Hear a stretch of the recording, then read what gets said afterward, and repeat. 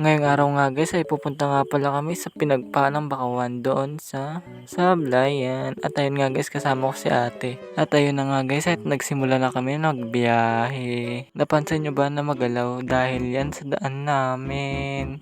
Oo nga pala guys, kung gusto nyo nga pala magpa-shoutout, comment below guys. At magbabasa ako ng mga comment nyo. At ayun na nga guys, andito nga pala kami sa San Vicente. At ayun na nga guys, sinusulit nga pala namin ang paggala. Kasi nga po, balik eskwela na naman. At ayun nga guys, ay may dinaanan nga pala kami ni ate. At ngayon ko nga pala napansin na magkaiba pala ang aking chinilas. At ayun nga. Hindi ko kasi napansin kagad guys, kaya yun. Yun ang nangyari guys. Nakakaya. At ayun nga guys, sinamahan ko nga ulit si ate. Binili nga pala ni ate yung uniform. Kasi nga po mag-OJT na nga po pala siya. At ayun na nga guys, ay nagpatuloy na nga pala kami magbiyahe. At ayun nga guys, maraming tao at andito na nga pala kami. And wala, andito na nga pala tayo sa Pinagpalang Lagusan ng Bakawan. At agad-agad na nga pala akong pumasok at makita kung anong meron sa loob. At ayun nga guys, ay maraming puno. At ayun na nga guys, pinakita ko na naman ang aking mukha.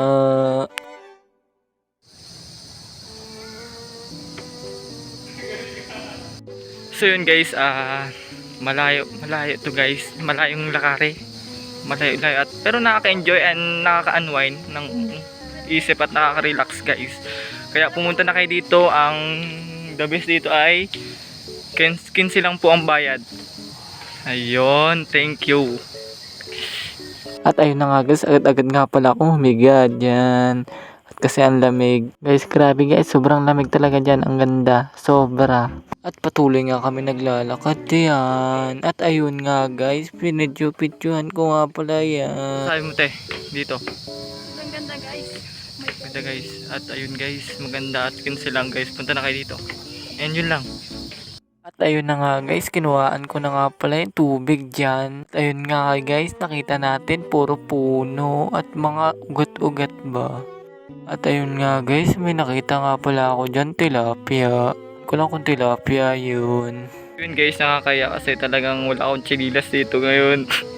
Wala ka guys, sponsor ko ng chinilas kahit Duralite guys. Duralite. Yung kulay blue, paborito ko yun eh. Yun lang guys. La la la la.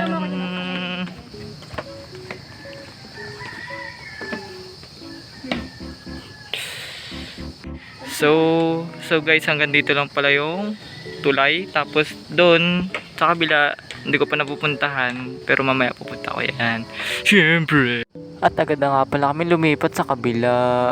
Ayan. At ako na naman ang main character. Kaya ayan, nagpaisi-paisi nga pala ako dyan. Hindi guys, nakakaya talaga. Wala akong chinilas. At ayun. At ayun nga guys, may tigabantay dito para mabantayan tayo kung sakali tayong kunin ng tamumo. Para bantayan ang ating life. At patuloy pala ako nagbibideo dyan. Ang the best nga pala dito guys, dapat may kasama ka. At guys, maganda nga pala dito mag photoshoot at mag pictorial. Grabe guys, sobrang ganda dito at maganda talaga ang view. Oo nga pala guys, dapat tahimik ka lang pala dito, baka may kaway mabati. Hirap din, mapuno to.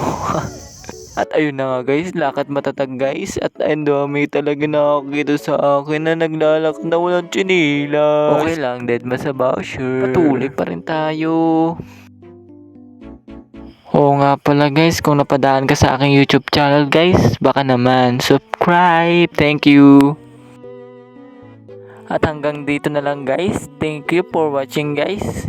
Kung bago ka lang sa YouTube channel ko guys, don't forget to subscribe and like and share guys. Thank you. Bali uwi na nga pala kami. Thank you sa panonood nyo guys. At ayun nga guys, ay recommendo ko nga pala dito ay pumunta kayo dito sa Bakawan, sa Sablayan. At ayun nga guys, mapupuntahan nyo tong spot na to, maganda dito guys. Thank you.